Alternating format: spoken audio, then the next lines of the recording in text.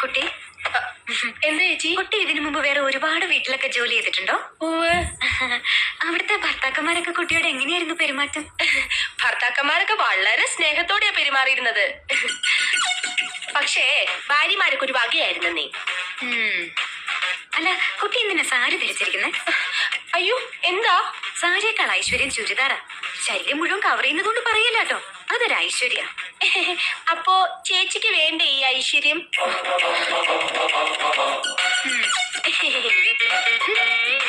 അതെ.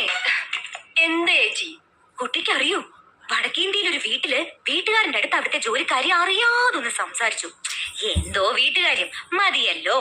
അന്ന് രാത്രി കാവില് വിളക്ക് വെക്കാൻ പോയ അവളെ പാമ്പ് കൊത്തി. അതെങ്ങനെ നിനക്കറിയാം? മുമ്പ് ഇവിടെ നിന്ന് ബിന്ദു പറഞ്ഞായിരുന്നു.